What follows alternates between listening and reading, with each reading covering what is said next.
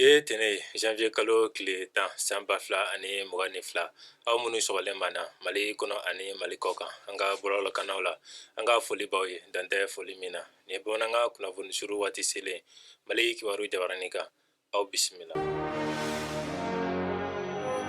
CEDEAO ni UEMOA jamana kuntigiw tun bɛ lajɛba la ko kura a kɛra Ghana faaba la kunu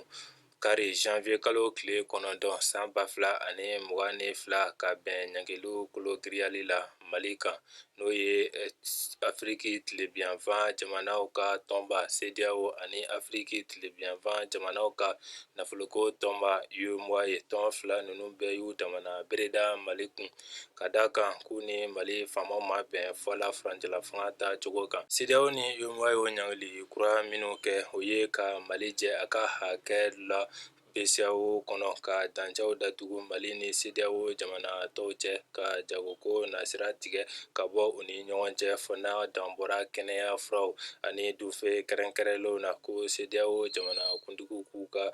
lasigidenw wele ka bɔ Mali kɔnɔ ka sɔrɔ yanni ni lajɛ ninnu ka kɛ Mali kɔkanko ni diɲɛ tɔnbaw cɛ koɲɛnabɔ minisiri Abdoulaye Diop ani mara ni décentralisation minisiri Abdoulaye Maïga n'u nɔfɛ mɔgɔw tun sera CEDEAO jamana kuntigi caman ma ka furancɛla fanga ka baara bolodalen kura dajira u la n'o ye kalata nataw kɛcogo kura ye ka kɛɲɛ ni sigikafɔba laɲiniw ye Mali kura jɔli ko hokumu kɔnɔ. Mali gouvernement ko a ma jɛn ni UEMOA ni CEDEAO ka lajɛba jaabiw ye mara ni décentralisation minisiri colonel Abdoulaye Maïga ni gouvernement ka kumalasela don ale bɔra ka laseli sɛbɛn dɔ kɔnɔ ko kala kunu télévision soba la ka ɲɛsin CEDEAO ni UEMOA ka lajɛw jaabili ma Ghana Accra kunu kari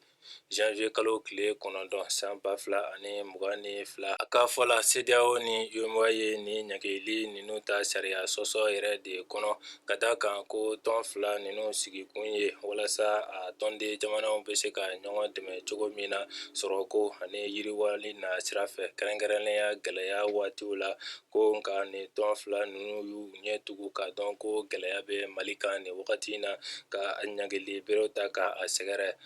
ko nka o n'a ta bɛɛ Mali tɛna sigi ka nin ko in lajɛ ten ko don nataw la gouvernement bɛ ka dabaliw tigɛ walasa ka a ɲagali ninnu kunbɛn cogo min na o siratigɛ la gouvernement b'a ɲini jamanadenw k'u hakili sigi ko fɛɛrɛ jɔnjɔnw sigilen bɛ sen kan ka ban min b'a to nin waati gɛlɛn in bɛ se ka latɛmɛ cogo min na a ko ka kɛɲɛ ni Afriki tilebiyanfan tɔnba ka nin ɲagili ninnu ye Mali fana bɛna a ka lasigidenw wele ka bɔ CEDEAO jamanaw kan.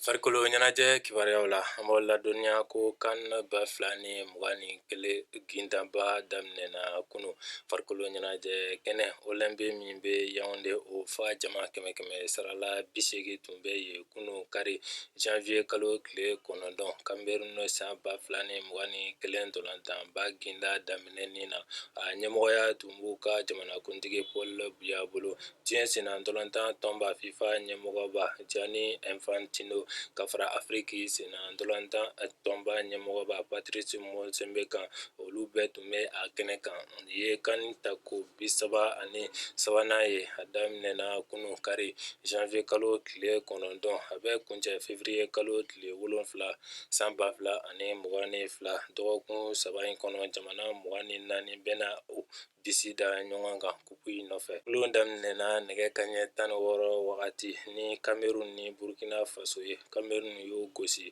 2-1 o kɔfɛ nɛgɛ kaɲɛ 19 Cap Vert ni Ethiopie ye ɲɔgɔn sɔrɔ o ntolantan filanan na o labana Cap Vert ka sebaya kɔnɔ 1-0